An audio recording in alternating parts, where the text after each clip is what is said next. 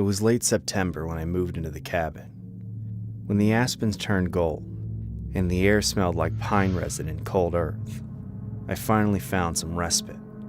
After 15 years amid constant noise in the city, the sirens, the hum of traffic, or neighbors, it was silence that I craved. This cabin was exactly what I needed. 12 miles from civilization with no visible neighbors. In the quiet of the sky and forest that could settle into your bones with the amount of peace it produced. My first few weeks went exactly as I had dreamed. I fell asleep to the wind nestling through the trees and woke to birdsong, lively chirping in the background. I also learned to identify all the sounds I heard around me, whether it was the rustle of a deer moving through the underbrush, the screech of a red-tailed hawk, or the crack of branches settling in the cold. I sat on the porch with my tea one night, just listening to absolutely nothing. Beautiful to say the least. Then, the first disturbance. I came across it on a Thursday mid-October. It was around 2 a.m. when I woke up to the scraping sound, something near the back of the cabin. It wasn't loud, just persistent. Something dragging against the exterior wall. I lay there listening, trying to place it and figure out who it was. But after a few minutes of making the noise, it stopped. I reasoned it must have been a raccoon or some other animal, maybe a branch swinging in the wind. I went back to sleep unharmed. But then it was there again 2 nights later, the same exact time, the same exact location. But this occurrence lasted longer. This occurrence may have been 5 minutes, and then it stopped abruptly. I got up, checking the back door, just to find it was locked, shining a flashlight through the window. But there was nothing except my own reflection in the darkness beyond. I walked the perimeter in the morning, but nothing. No marks, no fallen branches, no tracks near the wall at all. It was the 3rd week in October by the time it started happening every few nights. It always happened between 1 and 3 a.m., keeping me from a good night's sleep. Sometimes it was scraping. Other times it was a soft thud against the side of the house, and still other times footsteps, or what sounded like footsteps at least, circling from the back of the house to the side. I just waited there, hoping that it was nothing, that it was just my mind playing tricks on me. I listened, I checked, and always nothing. It had to be animals, I told myself, bears even, although I had seen no claw marks or scat. Possibly deer bumping into things, or branches I couldn't identify in daylight. The woods were full of sounds, and maybe I just didn't understand some of them yet. This had to be normal, right? It just had to be adjusting. But then, the sounds started to change. They started moving closer and closer to the windows. There was one night in particular, when I heard something directly outside my bedroom with a slow, methodical dragging sounding like fabric against glass. I turned on every light as soon as I could and looked out the window. There was nothing, just my pale face staring back at me in the black forest beyond.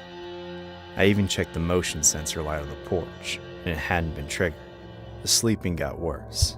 I told myself during the day that I was just being ridiculous, letting isolation get the best of me. But it was at nighttime, lying in the dark, that I heard it. Footsteps on gravel, a soft creak on the porch step, or a pause at the front door, waiting. Then one night in early November, I heard it breathing. It wasn't an animal breathing, nor the heavy panting of a dog or the snuffling of wildlife outside. No, this was measured, controlled, like a human. It came from just outside my bedroom window, patient, rhythmic, even. I didn't move because I didn't want to believe that my life was somehow in danger. And after what felt like an hour, it stopped. Just as it had appeared, so it ceased to exist. That's when I found it, the next morning, a cigarette butt in the gravel just beneath that window. It was relatively fresh.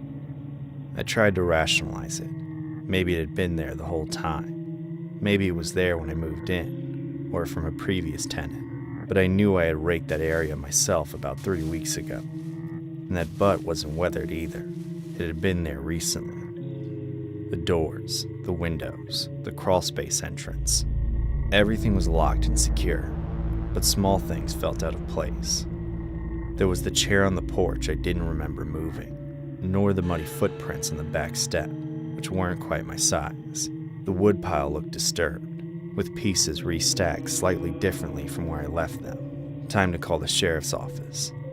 The deputy who came out was polite yet skeptical about what I had shared with him over the phone. He decided to walk the property and check the doors, telling me to get better locks and maybe a security camera.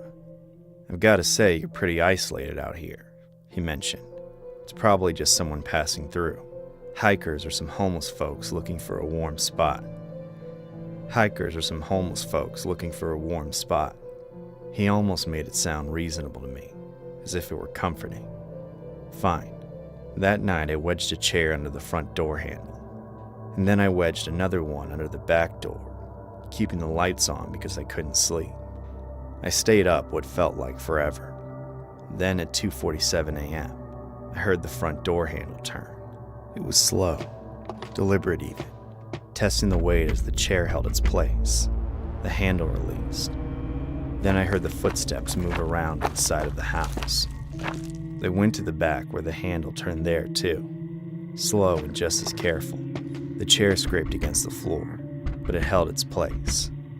I grabbed my keys and phone and stood in the center of the living room, shaking, knowing I was at the mercy of whatever was out there. The footsteps then moved around to the bedroom window, and they stopped. Everything went silent, and I waited. 5 minutes, then 10. I heard it then. A soft scraping sound that was different than before. It was metal on metal. It was deliberate. It was methodical. It was the crawlspace door. I had checked it before and locked it, but the sound of slow, patient work continued. Someone was trying to get underneath the house. I didn't wait to see if they would succeed. I instantly ran to the front door, shoving the chair aside and getting to my car. The motion light flicked on as I exited the cabin, illuminating nothing but empty yard and trees. I drove with my headlights off until I reached the main road. Then I called 911. The sheriff came out with 3 deputies, searching everything: the house, the crawlspace, the surrounding woods, and found that the crawlspace lock had been jimmied but not broken. They also found more cigarette butts and footprints that weren't mine. They didn't find anyone, however. I stayed in town that night and then the next, and on the 3rd day, I decided to go back with a deputy to collect my things. While I was packing, I noticed something I had missed before. It was a small gap in the back wall of the bedroom closet, barely visible behind my hanging clothes. It looked deliberate, as if someone had pried the boards apart just enough to create a space a person could fit in if they were patient enough, if they didn't mind waiting. The instant I saw that was the moment I left everything behind except for essentials I already recovered. The instant I saw that. That was 3 months ago. I now live in town where there are neighbors, traffic, and light pollution. I get better sleep here for the most part. However, sometimes, when it's quiet, late at night, I wonder how long that cabin had been someone else's before I moved in. How many nights I slept while someone stood in my closet, just waiting, breathing in the dark. I wonder if they're still there, waiting in the cabin for someone else. Around the time I turned 13, my parents gradually began trusting me with independence. One of the first freedoms I was granted was being home alone. They always picked me up and dropped me off from school, and if neither of them were home, they hired a babysitter, so I was never alone before. One night, my parents went on a date without leaving me with a babysitter for the first time ever. I was excited as I felt it was long overdue. My friends talked about being home alone all the time, which made me realize I kind of had helicopter parents. Honestly, the first hour was disappointing. Everything was the exact same, only there was nobody in it but me. Despite the lack of authority figures around, I still didn't feel like I could break any rules without getting in trouble. I thought about doing so earlier, but at the moment of truth, I was too scared. Looking back, I think I was self-enforcing on my parents' expectations. Like I literally couldn't comprehend the ramifications of being alone, but I didn't understand any of that at the time. All I felt was this eerie unease. I was at home, yet somehow in unfamiliar territory. Then, I started to doubt if I was even alone. As I was standing aimlessly in the living room, I saw a blip of movement at the front door, the same crossing of a shadow that comes right before someone enters or knocks, except it was followed by silence. On reflex, I went to my tiptoes, like I had nearly been caught sneaking around past bedtime. I crept up to the door and looked out the side window. I saw the front porch empty, just like the rest of the house, save for the cluster of moths bouncing around the porch light. To get comfortable, I went upstairs to my room. I wanted to close my door, but even though I knew I could, I didn't. I usually wasn't allowed to, and I still wasn't ready to go breaking the rules. Of course, I didn't think it would make a difference, since I was home alone.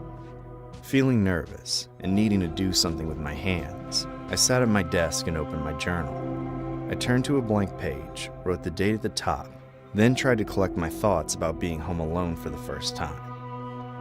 I was too anxious to write for what must have been several minutes, but any concentration I might have had was quickly shattered.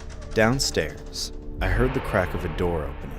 I wasn't sure which door it was, though tiny change in air pressure I felt meant it let outside. I rushed to my window to see if my parents had come home early, but the driveway was empty. Still, I waited for them to call me downstairs, to ask me how my time went. I stood in front of my door, still impatient, listening for their voices.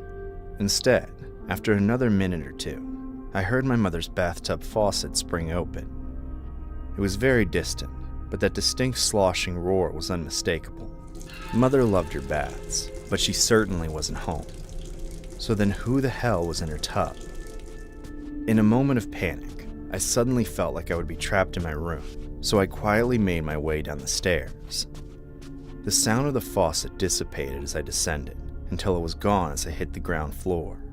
Part of me decided that I needed to be ready to leave the house in case something happened, so I made my way back to the front door. On my way there, I passed by my parents' room. The master bathroom with my mother's fancy tub was in there. Yet unlike I thought, the faucet hadn't been closed. It was just dripping. I was close enough to hear it, obedient enough to know I'd get in trouble if I didn't close it, but fully aware that the punishment for leaving the house would be worse. The decision was paralyzing. Either the known danger of night, or the unknown specter lurking in the darkness of that unlit bathroom. The thought of going in terrified me, but I was too scared to run. Finally, I simply turned around and went back up to my room.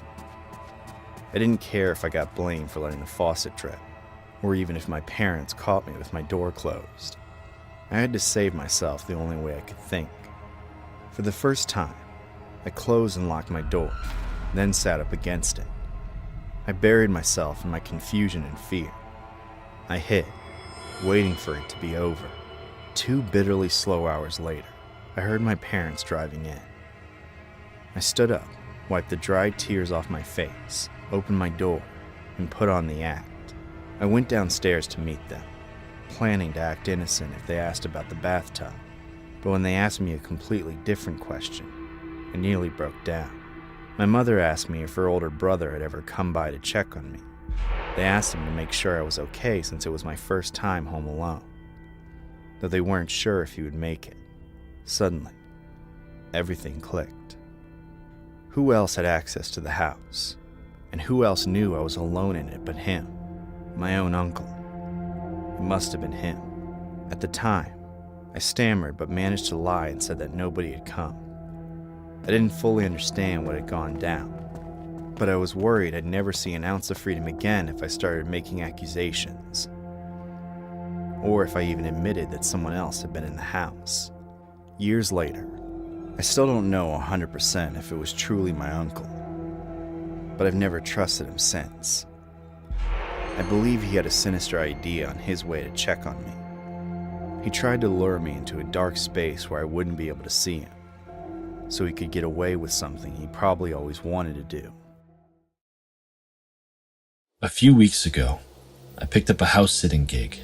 It paid well, so I figured the owners had a lot of valuables they didn't want to get stolen. But when I was staying in their house, I discovered something that is still giving me nightmares nearly a month later. The rules were few.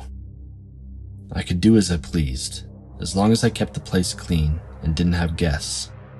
I didn't have to worry about taking care of the garden, but the only place I wasn't allowed to go to was the shed in the backyard. All told, I was supposed to be there for a week. It took me a couple of nights to get comfortable sleeping there, but by day 3, I was mostly settled in. However, just as I got comfortable, I started to feel unwelcome. I hadn't broken any rules, yet for some reason, I felt like I was being watched somehow. I spent several paranoid hours looking for a hidden camera, but I couldn't find any. That evening, I picked up a random book and sat on the back porch, thinking a bit of reading and some fresh air would help. In all honesty, the backyard was beautiful. The owners clearly took pride in it. Even the shed didn't look like an afterthought. It was made in the same style as the rest of the house, with a shingled roof, a well-sealed door, and a window on one side. Still, it was just a shed, and I barely cared about its existence or what was inside it that I wasn't allowed to see. Not at first, anyway. While I was stuck trying to get through the first few pages of the book I picked up, I noticed a flash in my peripheral vision. If I wasn't mistaken, the light inside the shed flicked on. But by the time my eyes focused, it was off again. That, or it had always been off. I really couldn't tell. After staring at it for a bit and not seeing any changes, I figured I was mistaken.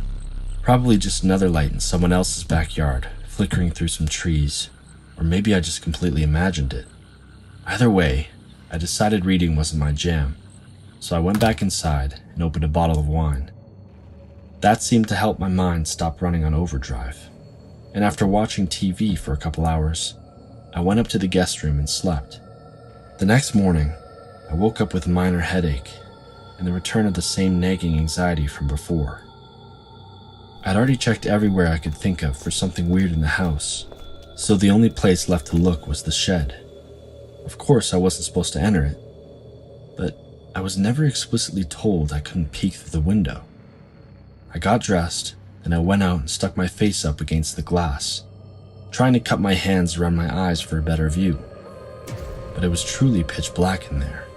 Disappointed, I gave up and got ready for work. Even though I was getting paid to house sit, I figured I could pick up a few shifts for even more cash. Maybe even shake my nerves about the place. That night, I got back to the house and immediately took a shower. I wasn't thrilled that there was a window over the tub, but I figured nobody was looking through it. I did start to think I should risk getting in trouble and invite a friend over to keep me company. So I went back downstairs to the living room. I had my phone out, thinking of who to call. Just then, as I was standing near the entrance to the backyard, I noticed a light I could have sworn I'd never seen before, except maybe once. It was the light inside the shed, shining through the window. I wasn't sure if it had just turned on, or if I hadn't noticed, but one thing was painfully clear. There was a person inside. Their silhouette was in full view, motionless and backlit, but I knew they were looking at me. There was nothing else to look at, and I was barely dressed. I knew I had to get the hell out immediately. I ran to both the doors and made sure they were locked. Then I rushed upstairs and threw all my belongings into a bag. I didn't double check or clean anything. I just ran downstairs and out of the house, right into my car parked in the driveway. As I drove away, I called the owners of the house, telling them there was someone in the shed. They kept telling me I must be mistaken, but I told them exactly what I saw. Then they went quiet, and I realized they must be hiding something. I asked them if they knew, and after forcing it out of them, they admitted it. The whole time I was meant to be alone in their house, they neglected to tell me about their son who lived in the shed. They said it was air conditioned and furnished, but he just had a lot of problems with, well, I don't know, because that's when I hung up. I didn't want to hear about what kind of freak I had been neighbors with for the past 4 days. How much he might have seen of me, or worst of all, if he had a way to get inside the house. Now that I'm thinking about it, it feels very intentional. If someone was living there already, why hire a house sitter? I don't think it's a coincidence they hired a woman either.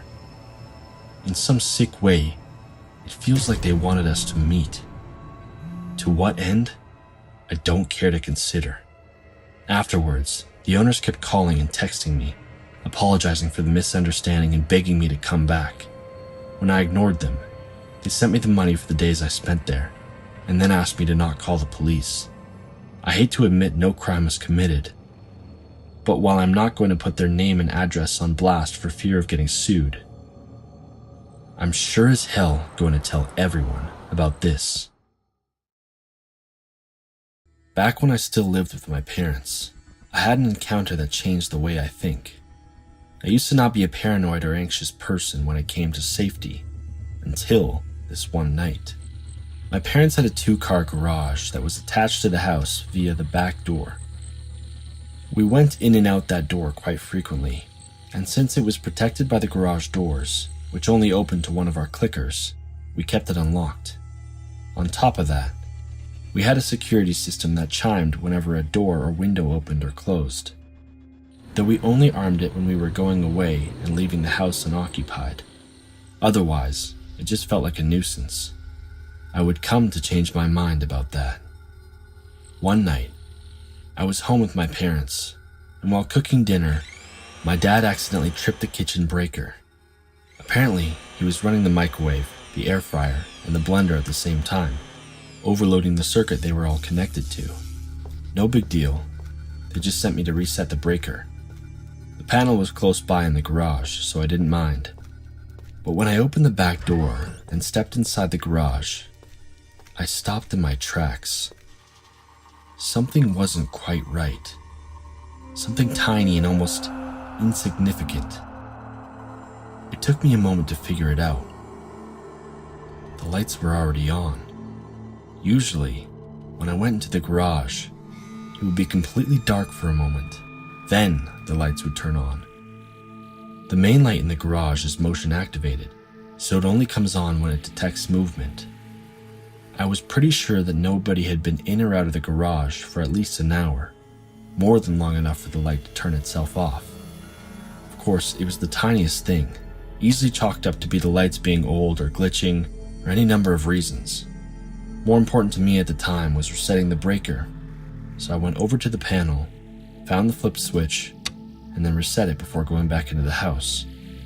I didn't lock the door or set the alarm behind me. I didn't feel a reason to, and I never did for the rest of the night. The next day was a Saturday. I was home from school, but my parents were both busy running errands all day. After the little trouble cooking dinner the previous night, they decided to eat out that evening, though I asked them to just bring me something, as I kind of hated third-wheeling my parents. So, I was alone pretty much all day and into the night. I enjoyed the quiet hours playing video games in my room. Then, around 9 p.m., I heard the alarm system chime. I figured it was my parents coming home from dinner, so I expected to hear them talking any second. But there was only silence. Feeling hungry, impatient, and a little confused, I paused my game and listened more intently. Still nothing. Nobody calling me to come eat. I was home alone, and yet the door had opened somewhere. At least, that's what I was being told. Suddenly, an unnerving idea popped into my head, forced me to get up, carefully checking every window and door to make sure they were locked and untampered with. Then it hit me. The back door was always unlocked. I rushed over to it, hoping I wasn't walking into a trap, trying to convince myself I was freaking out over nothing. When I reached the back door, I hesitated, second-guessing myself. Eventually, I got the nerve to walk up to it. I put my fingers on the deadbolt, knowing my parents would be annoyed when they walked into a door that was always supposed to be open without a second thought. but feeling certain I had to do what we never did: lock the back door. The second I threw the bolt, I felt a rush of relief. The mere sound of it was satisfying. I stepped back, thinking there was a chance I had been too late. But then something very different happened. Without warning, the door shook. The handle twisted as the door yanked back into the bolt. Someone was on the other side, and they were trying to pull it open. I freaked out and ran off to barricade myself in my room and call the police. I didn't know if that person was going to try and break in and get me or what, but I wasn't taking any chances. Yet, before I finished dialing, I heard another sound: the garage door opening. With my senses heightened from the adrenaline, I could hear the hum through the walls, and when I looked out my window and saw headlights, I knew my parents were coming home. Fearing they were in danger, I ran back to the garage. I was afraid they were going to get out of the car and get attacked, but when I barged in, they were walking up to the door like nothing was wrong. I told them what was going on, and they seemed worried for a minute, but after we looked around and closed the garage door, they concluded everything was fine. I asked if they had seen anyone running out when they came in, but they just shrugged. Afterwards, my mind was reeling. I'm still 100% certain to this day that someone was in the garage, but I know nothing else about who they were, what they wanted, or how long they were in there. At least a day, right? They had to have snuck in behind a car at some point, but they could have opened the garage door from the inside and left any time they wanted. I think they weren't aware of the security system when they tried entering the house, and maybe that's why they backed off, then got freaked out when I locked the door, feeling like they'd been caught in a trap. All I know is that despite everyone saying I'm overthinking all of this, something terrible could have happened that night, and I'm going to make sure I never get that close again.